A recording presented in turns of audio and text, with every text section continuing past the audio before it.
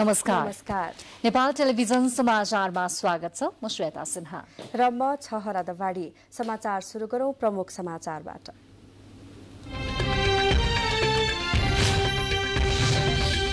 सत्ता गठबन्धनद्वारा चुनावी अभियानलाई व्यापकता। कैलाली र सुर्खेतमा संयुक्त कार्यकर्ता भेला। कर्णालीमा गठबन्धन जिते 5 वर्षमा विकास गरी छाड्ने प्रतिबद्धता। आसन्न निर्वाचनका लागि मत माग्न उम्मेद्वारहरू घर दैलो अभियानमा व्यस्त। शीर्ष नेतृत्व पनि चुनावी प्रतिस्पर्धामा। निर्वाचन रोमाञ्चक बन्दै। मङ्सिर 4 गते हुने निर्वाचनमा स्वदेशी र विदेशी गरी करिब 47वटा संस्थाले पर्यवेक्षण गर्ने। निर्वाचन आयोगद्वारा थप 8वटा देशलाई आमन्त्रण। यमपञ्चकको दोस्रो दिन आज काग तिहार। यमदूतका रूपमा कागको पूजा गरी मनाइयो। आयुर्वेदका प्रवर्तक धनवन्तरीको जयन्ती पनि आजै। नाइजेरियामा बाढीका कारण 25 लाख भन्दा बढी मानिस प्रभावित मध्ये 60% बालबालिका। पानीजन्य रोग र कुपोषणको जोखिम उच्च रहेको राष्ट्रसङ्घको भनाइ। र अस्ट्रेलियामा जारी T20 विश्वकप क्रिकेटलाई 9 विकेटले हराउँदै श्रीलङ्का विजयी।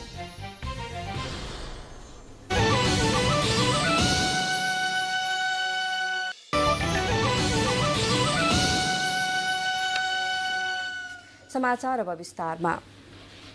प्रतिनिधि सभा र प्रदेश सभा निर्वाचन नजिकिँदै गर्दा यति बेला दलहरू चुनावी प्रचार प्रसारलाई व्यापक बनाउन व्यस्त छन्।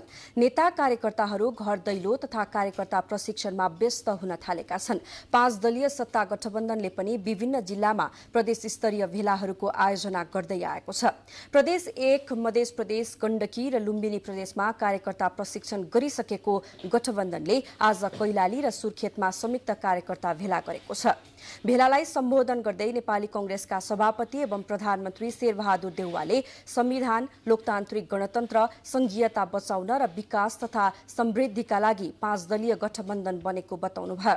आज धनगढ़ीमा आयोजना गरिएको संयुक्त प्रशिक्षण भेलामा प्रधानमन्त्री देउवाले आउँदो चुनाव संविधान रहने कि नरहने तथा संघीयताको संस्थागत विकास हुने कि नहुने विषयसँग जोडिएकाले संविधान र संघीयताका पक्षमा एकताबद्ध भएर लाग्न निर्देशन दिनुभयो। शासन प्रणाली जो स्थापना भएको छ त्यो स्थापनालाई बचाउनका लागि सुदूरपश्चिमको एकता आपसमा जरुरी छ। त्यसैले सुदूरपश्चिमबाटै सबैभन्दा बढी गठबन्धनलाई पछिना भोट हाल्न गर्न चाहन्छु। नेकपा माओवादी केन्द्रका अध्यक्ष पुष्पकमल दाहाल प्रचण्डले विशिष्ट परिस्थितिमा गठबन्धन बनेको भन्दै संविधान, लोकतन्त्र, परिवर्तनको रक्षा गर्दै देशलाई विकास र समृद्धिमा लैजान गठबन्धन अझ बलियो हुनुपर्ने बताउनुभयो। गठबन्धन बनिएको हो। जति बेला नेपाली कांग्रेस र वामपन्थीहरू मिलेर अगाडि बढेका छन्, ठुल्ठुला उपलब्धि हासिल भएका छन्। नेकपा एकीकृत समाजवादीका अध्यक्ष माधव कुमार नेपालले गठबन्धनमा आबद्ध दलले समयमै कदम चालेका कारण राजनीतिक परिवर्तनपछि प्राप्त उपलब्धिको रक्षा हुने अवस्था आएको बताउनुभयो। सरकार, कहिले एमाले र कांग्रेसको सरकार, कहिले हामी सबैको संयुक्त सरकार, यो विभिन्न समयमा बन्दै आएका छन्। त्यसैले हामी बीचको यो एकता र गठबन्धन स्वाभाविक हो। 5 दलीय गठबन्धनले देशका विभिन्न ठाउँहरूमा संयुक्त रूपमा चुनावी कार्यक्रमहरू गरिरहेको छ। यसैबीच आज 5 दलीय गठबन्धनको कर्णालीमा पनि प्रदेश स्तरीय संयुक्त भेला भएको छ। भेलालाई सम्बोधन गर्दै प्रधानमन्त्री देउवाले गठबन्धन ऐतिहासिक आवश्यकता भएको बताउनुभयो। परिवर्तनकारी शक्तिहरू एक ठाउँमा उभिएकाले गठबन्धन लामो समयसम्म रहने दावी उहाँले गर्नुभयो। प्रधानमन्त्री देउवाले कर्णाली आर्थिक समृद्धिको प्रमुख आधार भएको बताउनुभयो। यहाँको विकास र समृद्धिका लागि सरकार लागिरहेको पनि उहाँले बताउनुभयो। उहाँले गठबन्धन दललाई चुनावमा जिताए 5 वर्षभित्रै परिणाम देखाउने दावी समेत गर्नुभयो। पाउने नपाउने सबै लागेर गठबन्धनलाई जिताउनलाई आवश्यक छ। कर्णाली प्रदेशलाई झन् पनि आवश्यक छ, किनभने सबैभन्दा पछाडि यो ठाउँ यो गठबन्धन जितेको घटनामा यसका लागि सबै मोटिभेटर लागेर चाहिँ कर्णालीको विकास पनि कर्णालीमा धेरै ठुलो विकासको सम्भावना छ। संयुक्त भेलालाई सम्बोधन गर्दै नेकपा माओवादी केन्द्रका अध्यक्ष तथा पूर्व प्रधानमन्त्री पुष्पकमल दाहाल प्रचण्डले गठबन्धनमा कर्णाली तथा सुदूरपश्चिमले खेलेको भूमिकालाई गहिरो अनुभूति गरेको र त्यसको न्याय गर्न नेतृत्व सचेत रहेको बताउनुभयो। विजय गराउँ भन्ने नारा लिएर घर घरमा गाउँ गाउँमा टोल टोलमा जाउँ, हाम्रो विजय निश्चित छ। नेकपा एकीकृत समाजवादीका अध्यक्ष नेपालले समाजवादको यात्रालाई अगाडि बढाउन गठबन्धन जरुरी रहेको जनाउनुभयो। सन्देश दिएर एकताबद्ध भएर यो कर्णाली प्रदेशले बेग्लै इतिहास सृष्टि गरेको छ। त्यो इतिहासलाई आउने दिनमा पनि तपाईले अगाडि बढाउन सक्नुहोस्। जनतालाई गरिबी, अशिक्षा र भोकमरीबाट मुक्त पार्न गठबन्धनको जितले मात्र सुनिश्चित गर्ने उहाँको भनाइ छ।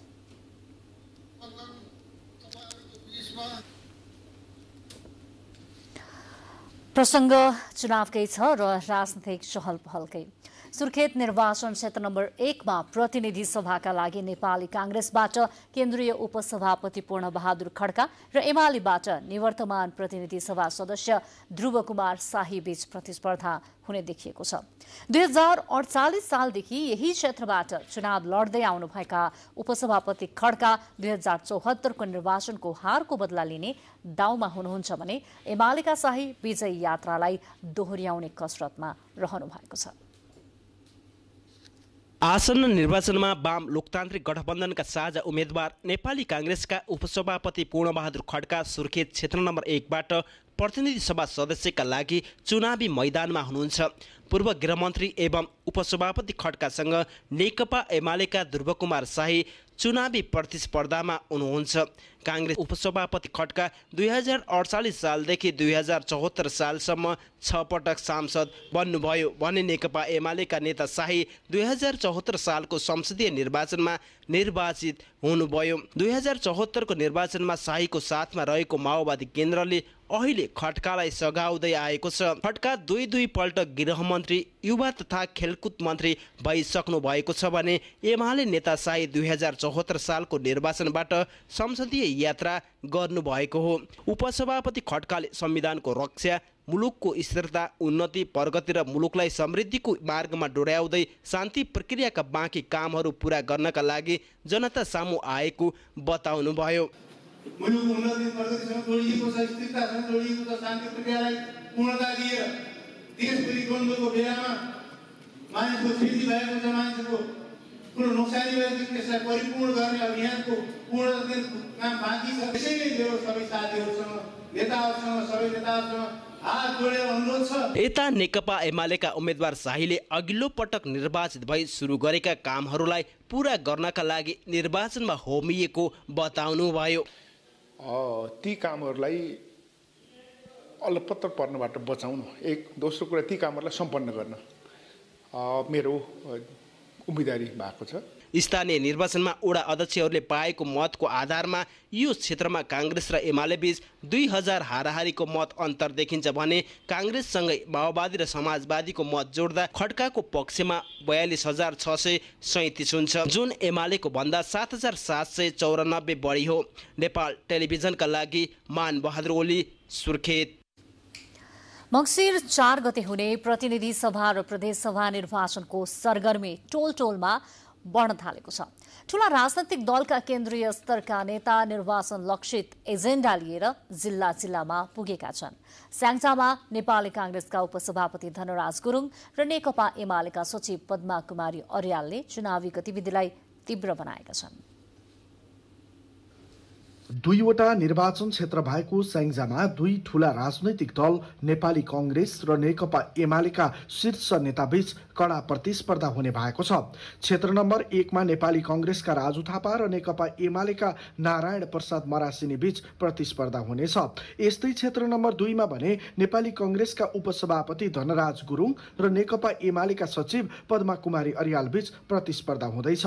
पूर्व सांसद गुरुङ स्पष्ट वक्ताको रूपमा चिनिनुहुन्छ भने अर्याल चुच्चे नक्सा ल्याउने मन्त्रीको रूपमा चिनिनुहुन्छ। स्याङ्जा क्षेत्र नम्बर 2 को निर्वाचन निकै उत्साहको साथ हेरिएको छ। उम्मेदवारहरू आफ्नै एजेन्डा बोकेर निर्वाचनमा लड्ने तयारीमा छन्। मेरो गन्तव्य यो मुलुकको सिङ्गो मुलुकको समुन्नति हो, समृद्धि हो। त्यसतर्फ मेरो ध्यान छ।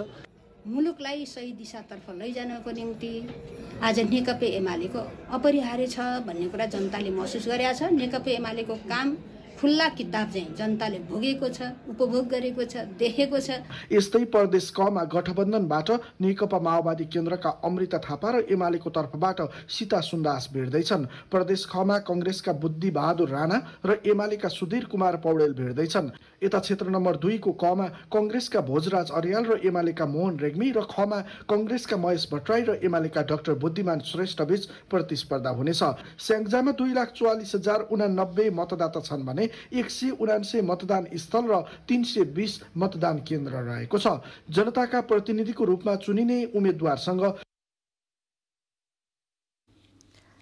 बाँकी समाचार एकैछिनको विश्रामपछि।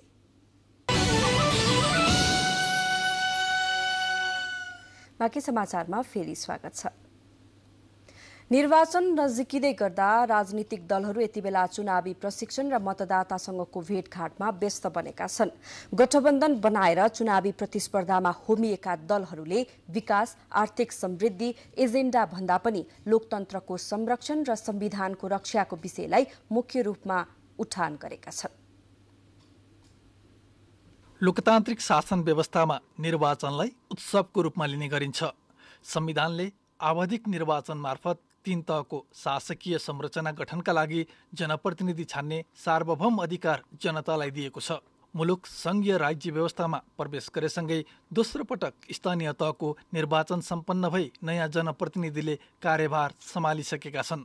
मुलुक यति बेला प्रतिनिधि सभा र प्रदेश सभा सदस्य निर्वाचनको संघारमा आइपुगेको छ। मङ्सिर 4 गते हुने निर्वाचनका लागि निर्वाचन आयोग सामग्री व्यवस्थापन, जनशक्ति व्यवस्थापनमा खटिरहँदा राजनीतिक दलहरू भने चुनावी प्रशिक्षणमा व्यस्त छन्। गठबन्धन बनाएर निर्वाचनमा होमिएका राजनीतिक दल र तिनका उम्मेद्वारहरू मतदाताको घर दैलोमा पुग्न थालिसकेका छन्। चुनावी समीकरणलाई हेर्दा निर्वाचनमा नेपाली कांग्रेस नेतृत्व गरेको गठबन्धन र एमाले नेतृत्व गरेको गठबन्धन बीच चुनावी प्रतिस्पर्धा हुने देखिएको छ। त्यसो त केही महिना अघि सम्पन्न स्थानीय तहको निर्वाचन परिणामबाट हौसिएर केही स्वतन्त्र उम्मेद्वार पनि चुनावी मैदानमा आएका छन्। गठबन्धन बनाएर चुनावी प्रतिस्पर्धामा आएका दलहरूले विकास, आर्थिक समृद्धिका एजेन्डा भन्दा पनि लोकतन्त्रको संरक्षण र संविधानको रक्षाको विषयलाई मुख्य रूपमा उठान गरेका छन्। मूलतः नेपाली कांग्रेस नेतृत्वको गठबन्धनले पटक पटकको संसद विघटनको विषयले एमाले नेतृत्व संविधानको रक्षा र त्यसको कार्यान्वयनमा इमानदार बन्न नसकेको विषय जनतामाझ लगेको छ भने राप्रपा संघीय समाजवादी दललाई साथै लिएर अर्को गठबन्धनको नेतृत्व गरेको एमाले भने राजनीतिक स्थिरताको बाधकको रूपमा सत्ता गठबन्धनलाई अर्थ्याउँदै आएको छ। यी दुई मुख्य राजनीतिक धारमध्ये कुन धारले नेपाली मतदाताको मन जित्छ भन्ने विषय मङ्सिर 4 मा हुने मतदाताको चयनले निर्धारण गर्नेछ। नेपाली कांग्रेसले आगामी मङ्सिर 4 गते हुने प्रतिनिधि सभा र प्रदेशसभा सदस्य निर्वाचनका लागि पार्टीको संकल्प पत्र भोलि सार्वजनिक गर्दैछ। भोलि बिहान घोषणापत्र सार्वजनिक गर्ने कार्यक्रम तय गरिएको पार्टी कार्यालयले जनाएको छ। प्रधानमन्त्री एवं पार्टी सभापति शेरबहादुर देउवाले कांग्रेस केन्द्रीय कार्यालय सानेपामा संकल्प पत्र सार्वजनिक गर्नुहुने कांग्रेस केन्द्रीय कार्यालयका मुख्य सचिव कृष्णप्रसाद पौडेलले जानकारी दिनुभयो। निर्वाचन आयोगले आचार संहिता विपरीत प्रचार प्रसारका क्रममा भएका गतिविधिप्रति ध्यानाकर्षण गराउँदै स्पष्टीकरण सोध्ने क्रमलाई निरन्तरता दिएको छ। आयोगले आज सरकारी गाडी प्रयोग गरेको विषयमा खानेपानी मन्त्री एवं प्रतिनिधि सभाका सदस्य 12 क्षेत्र नम्बर 1 का उम्मेद्वार उमाकान्त चौधरीलाई स्पष्टीकरण सोधेको छ। सरकारी गाडी दुरूपयोगको विषयलाई लिएर मन्त्री चौधरीलाई आयोगले 24 घण्टाभित्र निर्वाचन आयोगमा वा जिल्लाको निर्वाचन कार्यालयमा आफै उपस्थित भई वा प्रतिनिधि मार्फत लिखित जवाफ पेश गर्न निर्देशन दिएको हो। यस्तै आयोगले निर्वाचन आचार संहिता विपरीत सहयोग रकम उपलब्ध गराएको विषयमा मकवानपुर क्षेत्र नम्बर 2 का नेकपा एकीकृत समाजवादीका प्रतिनिधि सभा सदस्यका उम्मेद्वार विरोध खतिवडा र मकवानपुर क्षेत्र नम्बर 2 ख का नेपाली कांग्रेस प्रदेशसभा सदस्य उम्मेद्वार इन्द्र बहादुर भानियालाई स्पष्टीकरण सोधेको छ। उहाँहरूलाई पनि आयोगले 24 घण्टाभित्र जवाफ दिन निर्देशन दिएको छ। मङ्सिर 4 गते हुने निर्वाचनमा स्वदेशी र विदेशी गरी करिब 47 वटा संस्थाले पर्यवेक्षण गर्ने भएका छन्। व्यवस्थित र मर्यादित निर्वाचनका लागि गरिने पर्यवेक्षणका लागि निर्वाचन आयोगले थप 8 वटा देशलाई आमन्त्रण समेत गरेको छ। देशभर एकैसाथ हुन लागेको प्रतिनिधि र प्रदेश सभा सदस्य निर्वाचनका लागि 43वटा स्वदेशी तथा 4वटा विदेशी संस्थाले पर्यवेक्षणका लागि अनुमति पाएका छन्। हरेक मतदान केन्द्रमा पर्यवेक्षणका लागि पुग्ने संस्थाहरूले आचार संहिता कार्यान्वयनको अवस्था, कानून अनुसारका काम भए नभएको र ती कामहरू सम्पादनको प्रभावकारिताका विषयमा अवलोकन गर्नेछन्। त्यसका लागि निर्वाचन आयोगले सार्वजनिक सूचना जारी गरी आवेदन आह्वान गरेको थियो। निर्वाचन आयोगले सामाजिक संघ संस्था बाहेक भारत, श्रीलंका, भुटान, पाकिस्तान लगायतका 8वटा मुलुकलाई पनि निर्वाचन अनुगमनका लागि आग्रह गरेको जनाएको छ। 43वटा पर्यवेक्षक संस्थाहरूले आयोगले अनुमति दिइसकेको छ र अब ती संस्थाहरूबाट पर्यवेक्षकहरू इन्ट्री गर्ने कार्य जारी छ। करिब 5000 को हाराहारी इन्ट्री भइसकेका छन्। अझै केही समय बाँकी छ र विदेशी पर्यवेक्षकमा अब आयोगले सूचना प्रकाशित गरेर सम्बन्धित पर्यवेक्षण संस्थाले इन्ट्रेस्ट देखाएका 4वटा छन् भने आयोगले आफ्नै तर्फबाट आमन्त्रण गरेका, पर्यवेक्षण गरिदेऊ भनेर आमन्त्रण गरेका 8वटा संस्थाहरू छन्। निर्वाचन कार्यतालिका सार्वजनिक भएसँगै सुरु भएको पर्यवेक्षणको काम मत परिणाम घोषणा भएपछि सकिनेछ।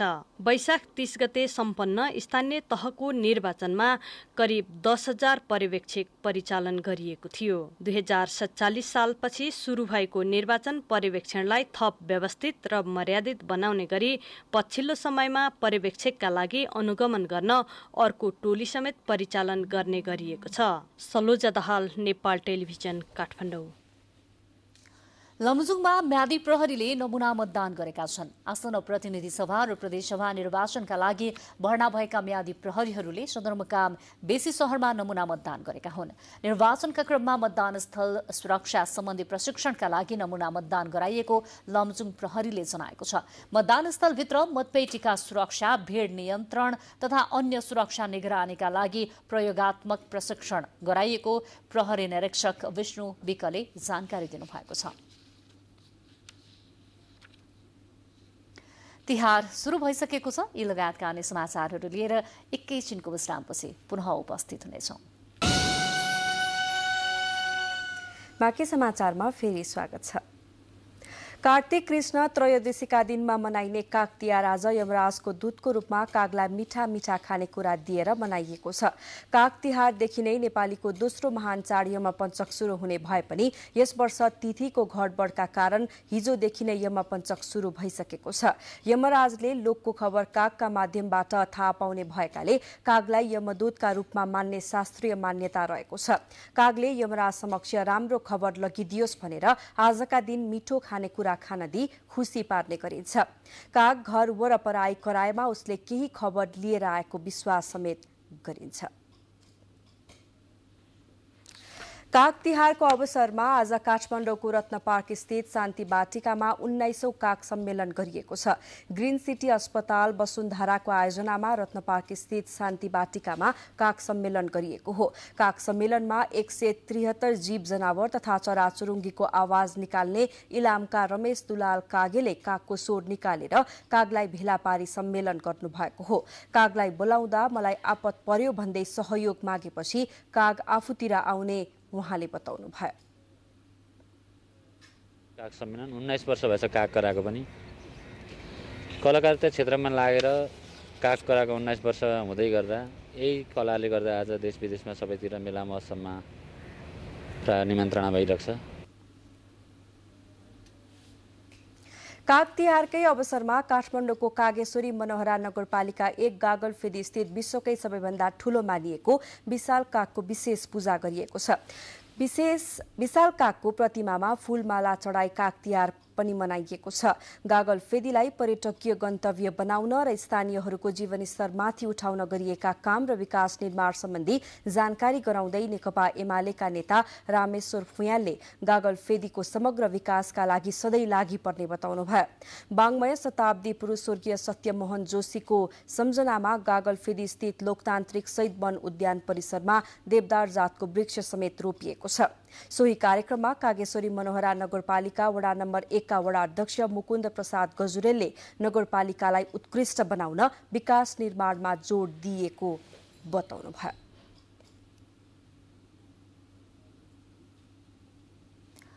वन जंगलमा पाइने जडीबुटीमा आधारित प्राचीनतम वैदिक चिकित्सा पद्धति आयुर्वेदका प्रवर्तक भगवान धन्वन्तरीको उत्पत्ति भएको सम्झनामा आज देशभर विविध कार्यक्रम गरी धन्वन्तरी जयन्ती मनाइएको छ।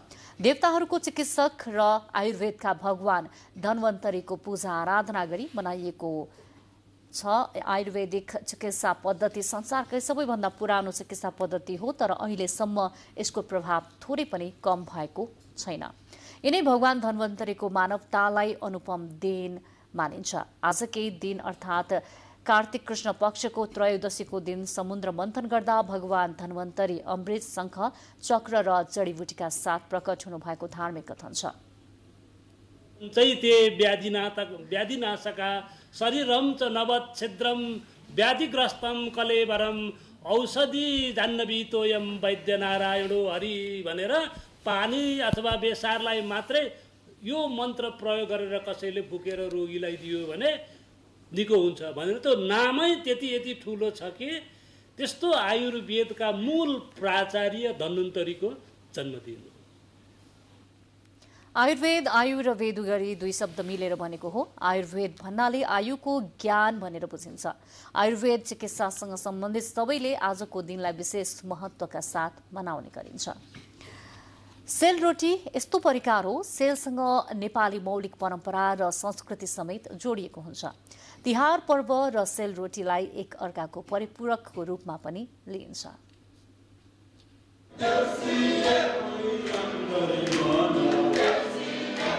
राजधानीमा विभिन्न मेलाहरू आयोजना गरिन्छ। यस्तै मेलाहरूमध्ये परम्परागत सिपमा आधारित रहेर काठमाडौँको त्रिपुरेश्वरमा सेलरोटी मेला भइरहेछ।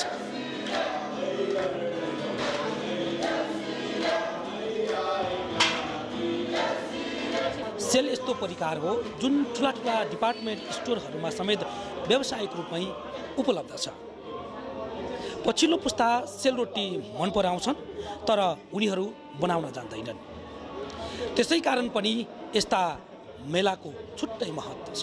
सेल मनपर्छ, मिठो लाग्छ तर हाल्न आउँदैन, के गर्ने।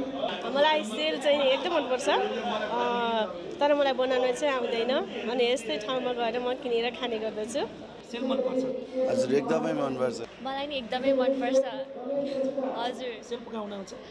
मजाले त पकाउन आउँदैन तर घरिघरि सिक्दा आजकलका केटाकेटीहरूले सिक्न चाहँदैनन्, सिक्न नि खोज्दैनन्। अब हामी चाहिँ सिकाउन खोज्ने हो होइन। मलाई आउँछ, बच्चाहरूलाई आउँदैन। बच्चाहरू मिठो मान्छ, खान्छ। आफूले पकाउन आए पनि मलाई अब अलिअलि त्यो म चाहिँ गर्न आउँछ, हेल्प गर्न आउँछ। अब मैले बनाएँ भयो भने बनाउन सक्छु। तिहारको बेला यो मेलाको आफ्नै महत्त्व किन छ भने तिहार र सेलरोटी एक अर्कामा परिपूरक हुन्। किनकि सेल बिनाको तिहार कल्पना समेत गर्न सकिँदैन। सेल एकदम चाहिँ राम्रो छ, यो स्वादिलो छ। यो हाम्रो मौलिक खानेकुरा पनि हो। अझ यसलाई यो जडीबुटी पनि मिक्स गरेर यो बनाउने क्रमहरू चाहिँ उहाँले अझै सुधार गर्दै हुनुहुन्छ। धेरै प्रोग्रामहरू चाहिँ विभिन्न स्पोन्सरहरूलाई हामी आह्वान गरेर उहाँलाई रिक्वेस्ट गरेर चाहिँ हामी उहाँहरूको स्पोन्सरमा चाहिँ हामीले निःशुल्क खुवाइरहेका छौँ। आज पनि हामीले 500 जनालाई निःशुल्क खुवाएका छौँ। त्यो चाहिँ किनभने नेपाली खानाको प्रचारको लागि हो। दर्शकवृन्द, नेपाली परम्परागत रैथाने परिकारहरू बनाउने सिप तन्नेरी पुस्तामा पनि हस्तान्तरण गर्नु आवश्यक छ। नत्र भने यस्ता परिकारहरू यस्तै मेलाहरूमा मात्र देख्न सकिनेछन्। क्यामेरामा कुमार शर्माको साथमा लालकुमार मुक्तान, नेपाल टेलिभिजन, काठमाडौँ। बुलेटिनमा प्रमुख समाचार पुनः एकपटक।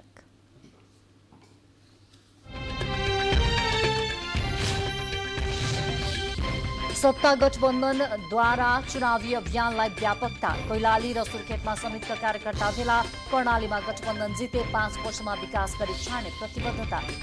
आसन्न निर्वाचनका लागि मत माग्न उम्मेद्वारहरू घर दैलो अभियानमा व्यस्त। शीर्ष नेतृत्व पनि चुनावी प्रतिस्पर्धामा। निर्वाचन रोमाञ्चक बन्दै। मङ्सिर 4 गते हुने निर्वाचनमा स्वदेशी र विदेशी गरी करिब 47वटा संस्थाले पर्यवेक्षण गर्ने निर्वाचन आयोगद्वारा थप 8वटा देशलाई आमन्त्रण। यमपञ्चकको दोस्रो दिन आज काग तिहार यमदूतको रूपमा कागको पूजा गरी मनाइयो। आयुर्वेदका प्रवर्तक धन्वन्तरीको जयन्ती पनि आज। नाइजेरियामा बाढीका कारण 25 लाखभन्दा बढी मानिस प्रभावित मध्ये 60% बालबालिका। पानीजन्य रोग र कुपोषणको जोखिम उच्च रहेको राष्ट्रसङ्घको भनाइ। र अस्ट्रेलियामा जारी T20 विश्वकप क्रिकेटमा भारतको अब बाँकी समाचार। सड़क यातायातको असुविधा तथा स्वास्थ्य संस्थाहरूको अभावमा हुम्लाको सर्केगाडका स्थानीय बासिन्दालाई शास्ति भएको छ। कोही मान्छे बिरामी पर्दा स्थानीय बासिन्दा तथा बिरामीका आफन्तहरूले स्ट्रेचरमा बोकेर 2-3 दिनसम्मको पैदल यात्रापछि मात्रै स्वास्थ्य संस्था पुग्न सकिने बाध्यता रहेको स्थानीय बासिन्दाले गुनासो गरेका छन्। दिशा पिसाब रोकिएर घरमै थला पर्नुभएका सर्केगाड गाउँपालिका 3 का 42 वर्षीय गोर्ख फडेरालाई पनि यस्तै आपत परेको छ। फडेराको आधारभूत सामुदायिक स्वास्थ्य इकाइ उनापानीमा उपचार नहुने भएपछि पैदल यात्रा गर्दै 2 दिन बोकेर सदरमुकाम लगिएको उहाँका भतिज सिरिङ फडेराले जानकारी दिनुभयो। असोजको तेस्रो साता परेको अविरल वर्षाबाट मुगुका हजारौं परिवार विस्थापित भएपछि उनीहरूको दैनिकी कष्टकर बनेको छ। क्षतिग्रस्त भौतिक संरचनाहरू तत्काल पुनर्निर्माण गर्न असम्भव भएपछि स्थानीयवासीको दैनिकी निकै कष्टकर बन्दै गएको हो। वर्षाले छायानाथ रारा नगरपालिकामा मानवीय क्षतिसहित ठूलो मात्रामा भौतिक संरचना नष्ट गरेको छ भने सोरुख, हत्याड र कारमारोङ गाउँपालिकाका घर तथा अन्नबालीमा क्षति पुर्याएको छ। छायानाथ रारा नगरपालिकाका सालिम, झ्यारी र सिंगाटी बस्तीका स्थानीयहरू पालमुनि बसेर चिसो रात कटाउन बाध्य भएका छन्। गत असोज अन्तिम साता आएको वर्षासँगै बाढी पहिरोले राष्ट्रिय प्रसारण लाइनमा क्षति गरेपछि जुम्लामा विद्युत आपूर्ति अवरुद्ध भएको छ। दैलेख कालीकोट हुँदै जुम्लामा राष्ट्रिय प्रसारण लाइन पुगेको छ। बाढी पहिरोले जुम्ला र कालीकोट खण्डमा 90 वटा पोल र तारमा क्षति भएपछि 2 सातादेखि विद्युत आपूर्ति नभएको नेपाल विद्युत प्राधिकरण जुम्ला वितरण केन्द्रका प्रमुख नरेश दत्त रावलले बताउनुभयो। सड़क खुलेको स्थानमा मर्मतको काम भइरहेको छ। 2 सातादेखि नेशनल ग्रिड अवरुद्ध भएपछि स्थानीय उत्पादन घोगोती र जाल्पादेवी साना जलविद्युत आयोजनाको बिजुलीले जुम्ला सदरमुकाम खलंगामा काम चलाउ भइरहेको पनि बताइएको छ। संयुक्त राष्ट्रसङ्घको स्थापना दिवस नेपालमा पनि विविध कार्यक्रमको आयोजना गरी मनाइएको छ। नेपाली सेनाले सैनिक मुख्यालय भद्रकालीमा आयोजना गरेको 1 दिने कार्यशालामा राष्ट्रसङ्घको झण्डामुनि रहेर नेपाली सेनाले शान्ति स्थापनामा पुर्याएको योगदानको चर्चा गरियो। नेपाली सेनाले सन् 1958 देखि राष्ट्रसङ्घको झण्डामुनि रहेर शान्ति स्थापनामा योगदान गरिरहेको छ। नेपाली सेनाले 43 वटा मिसनमा रहेर विगत 60 वर्षदेखि राष्ट्रसङ्घमा निरन्तर योगदान गरिरहेको छ। हालसम्म 1,40,000 सुरक्षा फौजले शान्ति स्थापनामा योगदान गरेका छन्। पछिल्लो समय शान्ति सेनामा जाने महिला सैनिकको संख्या पनि बढ्दो क्रममा छ। राष्ट्रसङ्घले नेपाली महिला सैनिकको संख्या थप गर्न माग गरेको छ। जलवायु परिवर्तन सम्बन्धी संयुक्त राष्ट्रसङ्घीय संरचना महासन्धिको 27औं सम्मेलनमा नेपालले हिमाली क्षेत्रमा जलवायु परिवर्तनले तुलनात्मक रूपमा बढी असर पारेको लगायत मुद्दालाई प्राथमिकताका साथ उठाउने तयारी गरेको छ। आज वन तथा वातावरण मन्त्रालयले पत्रकार सम्मेलन गरी यही कार्तिक 20 गतेदेखि मङ्सिर 2 गतेसम्म इजिप्टमा हुने सम्मेलनमा जलवायु परिवर्तनले पर्वतीय क्षेत्रमा बढेको जोखिमको विषयलाई जोड दिने जानकारी गराएको हो। सम्मेलनमा अन्य पर्वतीय मुलुकहरूसँग सहकार्य गर्दै जलवायु संकट थेग्ने अनुकूलन क्षमता बढाउने जस्ता विषयलाई पनि सम्मेलनमा समावेश गर्ने तयारी मन्त्रालयको छ।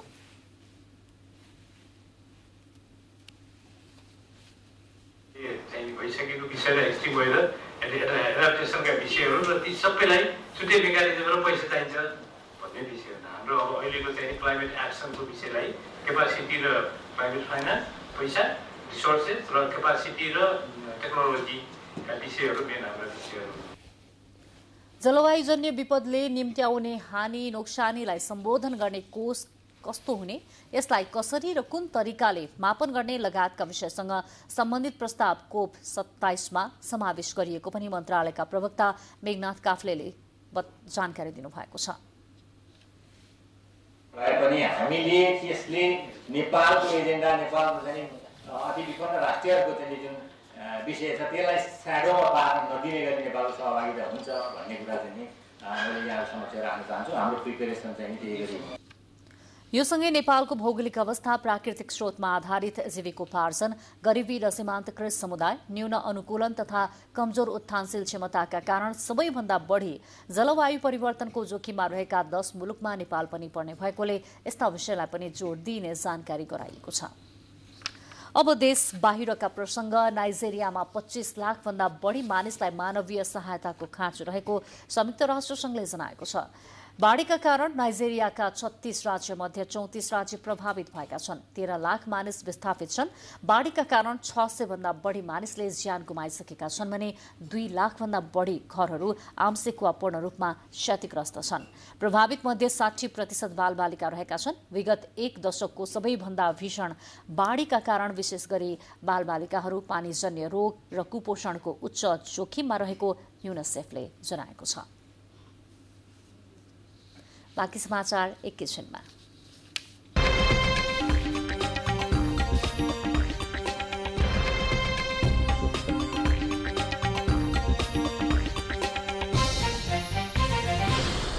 अब आर्थिक समाचार। तिहारमा प्रयोग हुने माटाका पाला लगायत सामग्री बनाउने पेसा संकटमा पर्न थालेको छ। बजारमा भित्रिएका प्लास्टिकका सामग्री तथा माटोको अभावका कारण यो पेसा संकटमा पर्न थालेको हो। तिहार नजिकिएसँगै माटाका पाला र अन्य भाँडाकुँडा बनाउन व्यवसायीहरूलाई भ्याइ नभ्याइ छ। विशेष गरी तिहारमा माटाका पालामा बत्ती बाल्ने परम्परा रहँदै आएकाले माटाका पाला तथा अन्य भाँडाकुँडाको विशेष महत्त्व रहँदै आएको छ। माटाको पालालाई चोखो मानिने र त्यसमा बत्ती बाल्दा लक्ष्मी खुसी हुन्छन् भन्ने जनविश्वास रहिआएको छ। त्यसैले यसबेला माटाका सामग्री बढी बिक्री हुने भएकाले व्यवसायीलाई माटाका सामग्री बनाउने चटारो छ। माटाका भाँडाकुँडाको व्यापार अन्य समयको तुलनामा तिहारमा बढी हुने भएकाले व्यवसायीहरू पनि यसै बेला धेरै सामान बजार पठाउन व्यस्त छन्। सामान्य समयमा एक परिवारले मासिक 50-60 हजार रुपियाँको हाराहारीमा कारोबार गर्ने गरेकोमा अहिले 1 लाखदेखि 1,50,000 रुपियाँसम्म कारोबार हुने व्यवसायीहरूको भनाइ छ। तर चाडबाड भए पनि पछिल्लो समय माटाका भाँडा बनाउने पेसामा लागेकाहरू निराश देखिन्छन्। बजारमा भित्रिएका प्लास्टिकका सामग्री तथा माटोको अभावका कारण यो पेसा सङ्कटमा पर्न थालेको व्यवसायीहरूको गुनासो छ। प्लास्टिकले गर्दा या झिलिमिलले गर्दा चाहिँ त्यस्तो भएको जस्तो लाग्छ मलाई। मुख्य समस्या भने माटो हो। यो अहिले पहिलेको जस्तो राम्रो छैन यो माटो। यो अब बालुवाहरू ढुङ्गाहरू धेरै आउँछ। पहिलाको जस्तो प्योर छैन, चिप्लो छैन, सामानै राम्रो छैन के जति राम्रो बनाउँछु भन्दा पनि। एक्लै बनाएको हुँदैन, सबैले बनाएको हुन्छ। तपाईँको जान्छ 40-50 लाख जति जान्छ। भक्तपुरको पोट्री स्क्वायर नजिकैको क्षेत्रमा 200 भन्दा बढी प्रजापति परिवारहरू वर्षौंदेखि माटोको थरीथरीका भाँडा बनाएर उद्यम चलाउँदै आएका छन्। माटाका भाँडा बनाउन आवश्यक पर्ने चिम्टाइलो माटो हरिसिद्धि, गोकर्ण लगायतका क्षेत्रबाट ल्याउने गरेकोमा शहरीकरणको विस्तारसँगै माटोको स्रोत पनि कम हुँदै गएकाले उनीहरू अहिले समस्यामा छन्। क्यामेरामा अनुप घिमिरेका साथमा कमला अर्याल, नेपाल टेलिभिजन, काठमाडौँ। यो वर्ष धनतेरसमा सुन चाँदीको कारोबारमा कमी आएको छ। यो वर्ष तिहारमा सुनको मूल्य केही घटे पनि कारोबारमा भने कमी आएको व्यापारीहरूले बताएका छन्। यो वर्ष तिहारको धनतेरसमा सुन चाँदीको कारोबारमा निकै कमी आएको नेपाल सुन चाँदी व्यवसायी महासंघले जनाएको छ। यो वर्षको धनतेरससम्ममा 45 किलो सुन र 1000 किलो चाँदीको कारोबार भएको महासंघले जनाएको छ। गत वर्षको धनतेरसमा भने 50 किलो सुन र 1200 किलो चाँदीको कारोबार भएको थियो। महासंघले गत वर्षभन्दा यो वर्ष सुन चाँदीको मूल्य घट्न गए पनि कारोबार सन्तोषजनक नभएको बताएको छ। यो वर्ष धनतेरस यता सुनको मूल्य प्रति तोला 94,000 र चाँदीको मूल्य 1,115 रुपियाँमा कारोबार भएको छ। गत वर्ष सुनको प्रति तोला 1 लाख र चाँदीको प्रति तोला 1,215 रुपियाँमा कारोबार भएको थियो। पछिल्लो समय नेपालको आर्थिक अवस्था कमजोर हुँदै जाँदा आम नागरिकले सुनको कारोबार कम गर्ने गरेको महासंघले बताएको छ।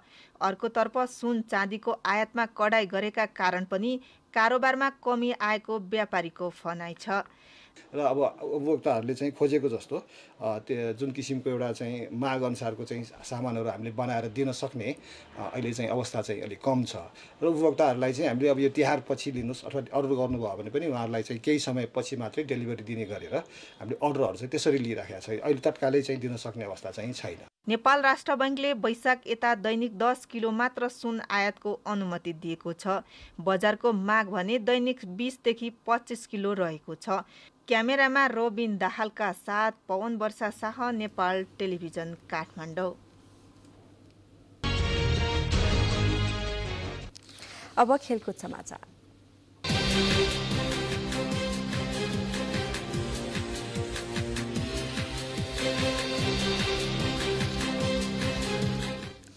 अस्ट्रेलियामा जारी टी20 विश्वकपमा भारतले पुरानो प्रतिस्पर्धी पाकिस्तान विरुद्ध 4 विकेटको रोमाञ्चक जित निकालेको छ।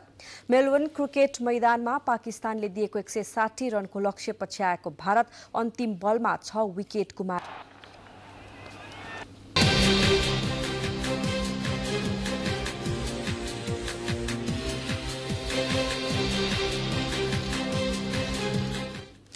अब मौसम सम्बन्धी जानकारी। प्रदेश 1 र मध्य प्रदेश लगायत देशका पहाडी भूभागमा आज राति आंशिक बदली रही बाँकी भूभागमा मौसम सामान्यतया सफा रहने तथा प्रदेश 1 र मध्य प्रदेशका 1-2 स्थानमा हल्का वर्षाको सम्भावना रहेको मौसम पूर्वानुमान महाशाखाले जनाएको छ। काठमाडौँमा आज राति न्यूनतम तापक्रम 11 र 13 तथा भोलि दिउँसो अधिकतम तापक्रम 25 र 27 डिग्री सेल्सियस बीच रहने अनुमान पनि गरिएको छ। अब मौसम सम्बन्धी थप विवरण।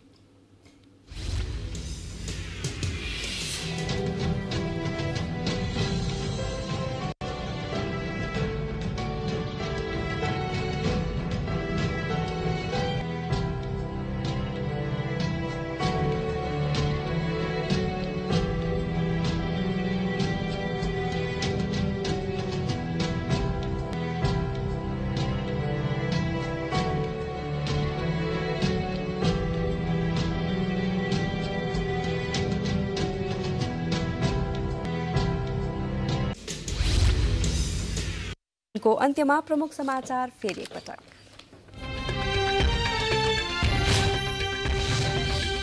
सत्ता गठबन्धनद्वारा चुनावी अभियानलाई व्यापकता। कैलाली र सुर्खेतमा संयुक्त कार्यकर्ता भेला। कर्णालीमा गठबन्धन जिते 5 वर्षमा विकास गरी छाड्ने प्रतिबद्धता। आसन्न निर्वाचनका लागि मत माग्न उम्मेद्वारहरू घर दैलो अभियानमा व्यस्त।